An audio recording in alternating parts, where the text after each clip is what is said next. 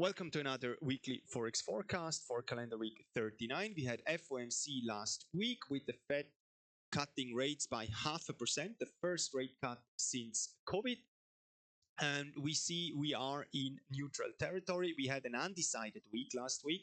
So the rate cut was on Wednesday, and yet still the market did not really decide for a new direction. So we ended up in neutral territory with a doji kind of weak. It's and we still have room into both directions. We see that on the 4-hour that the last week's prediction with the bigger structure is still kind of in play. We have a potential for price to go up here, form this bigger expanding structure before we have the last leg down into the 99.5, or another potential is for price to just tickle down and then we go from here. So everything is possible. It seems like the market is not really clear in how to assess this initial first rate cut, and we need some more time and patience for market to show its hand how we trade the dollar related pairs. We move on to Euro US dollar. We are close to value areas. So we have a smaller area of interest here, the last high, and we have a bigger value area here at around 1.128, something like that. So for now, I don't want to be caught up somewhere in between. So I'm waiting for price to at least tap into the first area of interest here, retrace and show me some continuation for a short, or then maybe break out and give me some continuation for a long into the next higher value area. So there is still enough room for even a short-term trade here. It's like around 80 pips if we can get in with the 20 pip stop loss, which is already quite big. So we have room for a 3 or 4 to 1 trade. So either way, I need clear price action, but I'm open for both ideas. Pound US dollar, very similar.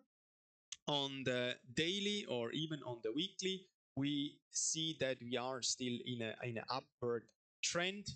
So that's still with the positioning of the DXY and Euro US dollar, it's same. We need very, very clear price action. That's why we go straight to the 1 hour. We had here this messy price action during FOMC and are now on the high, on the last high to the left. Sorry, we can see that a bit clearer here. This is a smaller liquidity area here. So we could go in both directions. Right now for US dollar, pound US dollar, I'm more biased to the long. So as long as price is remaining above this area here, I'm looking for a long. So we have a small liquidity point here. We have the first base, and if we can create the third touch in that area and we get a nice reversal here on weighted time frame on the 1 hour or even the 4 hour, I'm happy to take a long trade. On the other hand, if price breaks down impulsively below this area or even below this messy price area here and then gives me some form of a bear flag continuation, I'm okay to change my bias and go short. US dollar, Canadian dollar on the weekly time frame, we see we had kind of a bullish momentum the previous 2 weeks. We tapped into the low here, the last low before we had the initial move into these highs. We still have a gap here, so it's still possible for price to move up. But right now, I'm more looking from a structural point of view for a short. And there is multiple options to play that. I mean, we could see that there's a potential short in here from the structure. Like, so we have here 1, 2, and 3 for the last leg before we then form some form of a bigger structure. But this looks for me kind of a bit messy price action. So I don't want to be caught up in here. So I'm more inclined to just wait for price to form a bigger structure and then looking for a short somewhere in these areas, or then potentially breaking below the low here and then for a continuation short in this area. Euro Australian dollar, also an interesting one. On the weekly time frame, we were looking for a short a few weeks ago already, actually 3 weeks ago, and then we got this very surprise bullish momentum candle here who took out price action from the previous 2 weeks, and then we actually changed into a neutral bias. So at the moment I'm again kind of neutral. The higher time frame does not really give a clear picture. However, on the 4-hour or on the daily, let's go straight to the 4-hour, we have again, we can see there is multiple options. So I would like to see for price to form a second base somewhere in this area. So if price goes down here, goes back in and gives me some form of a continuation in this area, I'm happy to take a long into an expanding structure here, retesting this liquidity area here, and then for a short. So these are range plays. So these ranges are more than big enough. So we are talking about 500 pips range here. So this is huge. So we can play it in either direction. On the other hand, if we break below here, this low, and then we get a bear flag continuation, we also have more than enough room to go for a short trade into this previous low, the start of the last impulsive run to the upside. Australian dollar, Canadian dollar on the weekly time frame. Again, we are in a value area right now. It's not the strongest, but it got respected before already. Here we had this liquidity area here and then created a new value area here before like selling off, and are now, we creep back up actually. We had two quite impulsive weeks into this high, so price could potentially start to sell off here in this area. However, overall, I'm more bullish at the moment towards the Australian dollar than the Canadian dollar. So overall, I think Canadian dollar is still weaker than Australian dollar. And therefore, as long as price is above this high here, I'm looking for long plays. So if we get a bigger structure, something like that, a bull flag continuation, I'm okay to go long here. However, if we look at this to be the first leg and this the middle section, and then we are now 1, 2, 3, this is the second impulsive leg, then we don't really need a bigger continuation pattern here as well. It could just be a momentum play. So in this case, it is possible that we might just have a smaller retrace here, form a second base in this liquidity area, and then move further to the upside, because we created enough volume here to drive price further up. On the other hand, if price then really starts to impulsively drop out and is starting to consolidate below this high, then I will change my bias and will look for a short. Australian dollar yen, when we had a trade here, we discussed that in the trade review. Let me clean this up here. We had this very aggressive sell-off before, and then the retrace, and now we are kind of in no man's land, right? So with this strong momentum from last week in all the yen pairs, I'm right now looking more to finish the structure into this override area here, at least to the previous high, because here there is no really no reason for price to sell off, especially not now after we took out. We had multiple options for price to sell off. Like, I mean, we had a very nice continuation structure here, right? So this is something we were looking at first, and price failed to sell off. Then we had some smaller area of interest here, which price just completely ignored. Then we had the last line in the sand, which was this initial first small continuation pattern before we sold off, which was a trade we discussed from last week in the trade reviews video. And even here, price failed to continue to the downside and instead moved up and is now hovering above this small high here. So with this price action, I'm clearly waiting for a continuation long into at least this high here to finish the move. And what happens here, we will see. But since it's kind of a momentum run, I don't really need a 3-touch structure here. So I'm okay if I get just a second proper top for a structure, and then a two-touch structure here into this low with a weighted time frame. So at least a 1 hour, preferably 4 hour reversal candle to then enter for a long, or on the lower time frame, a 1 hour retrace and then a small continuation for a long. New Zealand dollar yen looks very similar. We had this very, very strong impulsive bullish candle from last week going down to the daily time frame. We see it here clearly. Similar picture. We have nothing here significant to the left. The next more significant area is the previous high here. We had this liquidity area here which was the start of this V-shaped sell-off. No commitment here. Instead, price is starting to creep back up again.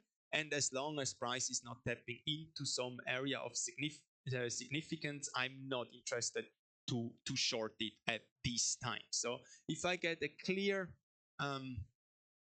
continuation pattern here on the 1 hour time frame, we see it's exactly the same, right? We had multiple options. We had some structures here. Price failed to commit, broke out, made the new high, formed a smaller bull flag continuation, went up into the next areas of interest, failed to commit here, instead of moved up again.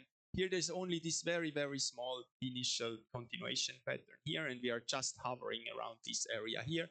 And if price now forms a deliberate 3-touch continuation, I will definitely enter along here to finish the last leg into this previous high. On the other hand, if price really starts to turn around and we see some bearish momentum early next week and we close below here and starting to form a bear flag continuation, okay, in this area I might reconsider my bias, but I need at least a weighted time frame confirmation. So 4 hour bearish momentum candles.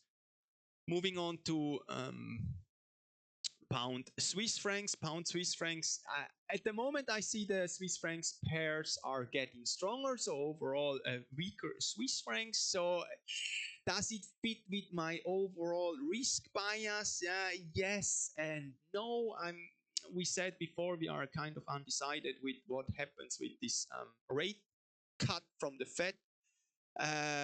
Yeah, we will see, but purely structural, it could go either way. But as the Swiss pairs are positions, I think there's still at least 1 week room to the upside, even though we already had, like in this case, 3 bullish weeks. We have on the higher time frame some gaps to fill. We have a gap here to fill to the top. We have a gap here to fill to the bottom. So it could go either way, and we are somewhere in between. But if we can agree this is the first impulsive leg, then we had a continuation pattern, and we are now in the second impulsive leg. And if we just size up the length from here to here and put it from here to here, so we should be able to move into this area before we then roll over. So therefore, on the lower time frame, I'm looking for a continuation. Long, I'm going here to the 1 hour time frame, and since it's kind of a momentum play right now,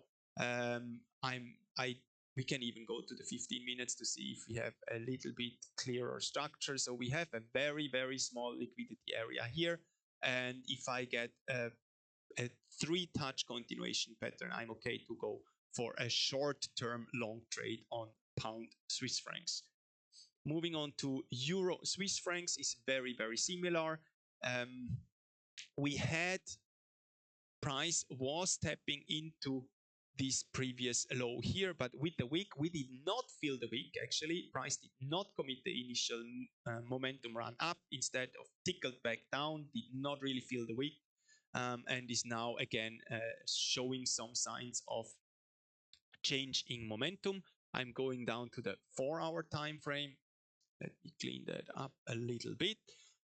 We can see that price left a small liquidity area here. That's the last liquidity point before we had the final final impulsive move to the downside, and then we left a gap here to this area. So there's potential for price to fill this gap, and that's what I'm actually looking at right now. So if price forms a deliberate 1, 2, 3 structure here, we have a nice liquidity area here, and if price can form a nice continuation pattern in form of a 1, 2, 3, I'm happy to take a long here into this area here. That's enough room to manage. That's like 130 pips. We will have some bigger stop losses on the Swiss pairs, but definitely enough room for a 4 or 5 to 1 to the next higher value area.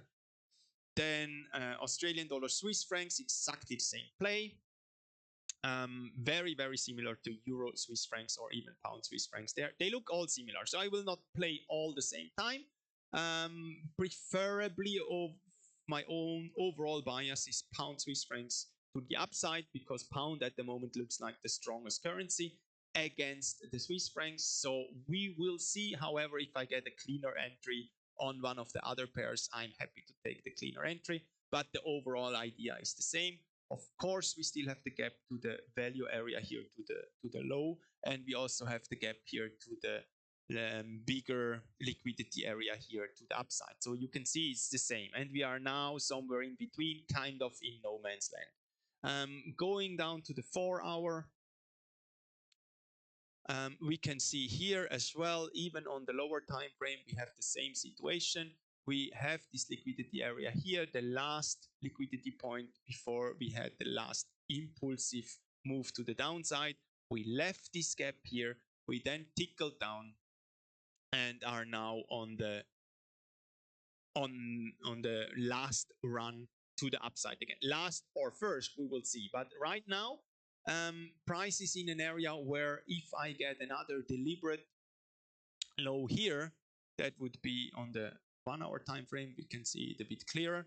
On the 1-hour time frame, price left this very small liquidity area here for the start of the structure. Second touch, if I get a third touch here and a reasonable stop loss to enter, where I can manage the trade to this liquidity area here, then I'm happy to go long. And if it's the trade which will commit and goes through, we are in for quite a big trade.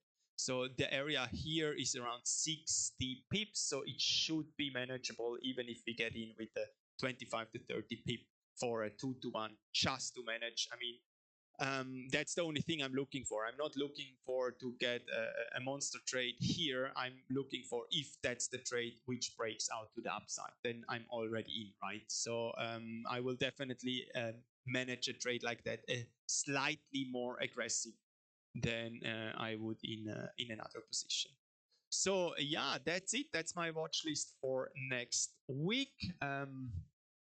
Thanks for watching and see you next week. Bye bye.